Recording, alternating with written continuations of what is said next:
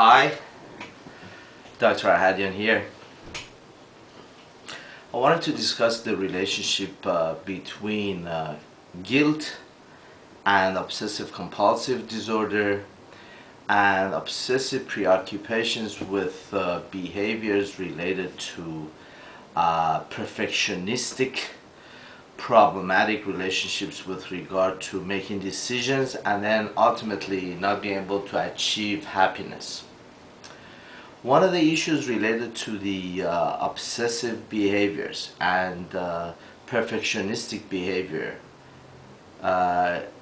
according to my opinion, is the guilt related to either survival guilt or the guilt related to the observation of certain destructiveness and unhappiness and problems in our childhood and our own surviving that catastrophe, and then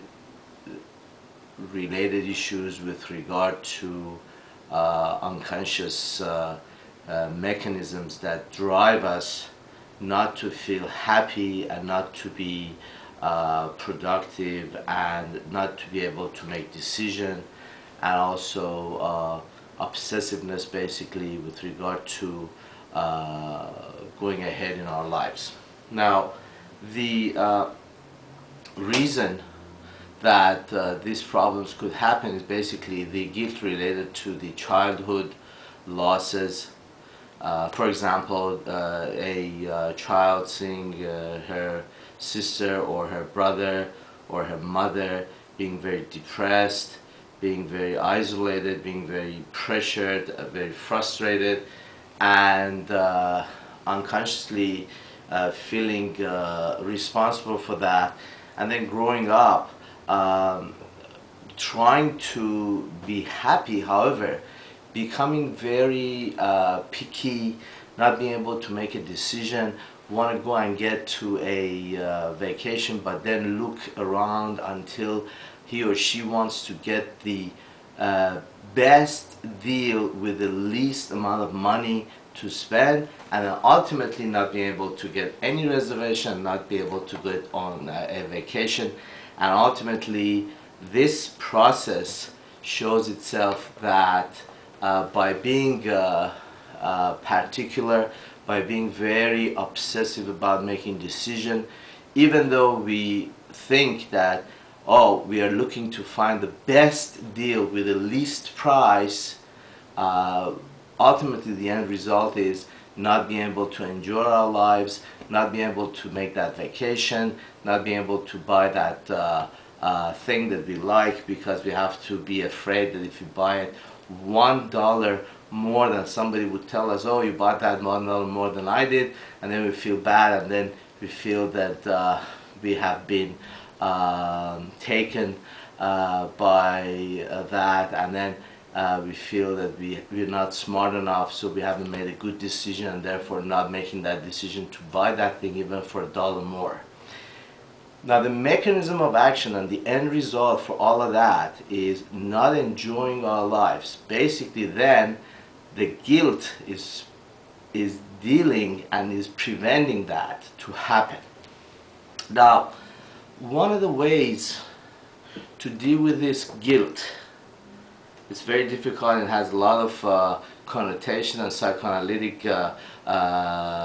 interpretations, and going through all of that and making that a big deal, but then talking about that is not going to do anything. My feelings as far as how to deal with that is basically to have a program in order to begin to look at our things that we have in our closet, in our life, whatever it is, and we haven't used it, or it's been there, we've used it once and it's been there for a while. We need to begin to throw it away, to get rid of it, to destroy it, not to give it to anybody, just to see it destroyed, and then go through the pain of loss of that object in a structured manner not to destroy our lives, but then basically to see that if I have a shirt in the closet, I haven't used it for a while, and it's there, it's still usable, to get rid of that, not to give it to anyone, not to give it to Salvation Army, not to give it to our servant, not to give it to anybody, just to destroy that. By seeing that thing destroyed, the issue is to learn the finality of life, to go through the pain of giving things up, to go through things of losses, and then decreasing this guilt layer. The other thing to do is to tip. When we tip, we go out, we tip people, we give a tip in a restaurant and all that, to give a little higher tip. Yes, we're giving a higher tip, but I mean, it's not that we are trying to be extravagant or trying to control the situation. By doing that, we are going to be able to again deal with the finality, with the loss, and then to be less pressured and less under this heavy feeling that, oh, if I do these things, I'm going to be taken by the merchant, and then I have lost, so therefore I'm not going to do that. Or just buying a bottle of water, we have to look for the cheapest bottle of water, even though we are extremely thirsty, and then we might not drink any water because we didn't buy a bottle of water that's extremely cheap. However, by this process, getting rid of things that we still have use for them, do not give back or take back items that we buy from a store. If there's a problem with that, is a mechanical problem with the telephone we buy or anything, yes, we can give it back. But we shouldn't buy anything with the idea that, oh, I'm going to go home and then, oh, I don't like the color, and then I'm going to give it back. No, we buy something, we stick to that. We don't like it, we throw it away. We're not going to give it back. This is another way to deal with the finality of life, and then be able to let go of this guilt that causes us to be stuck here. So basically, issue of the obsessive preoccupation and becoming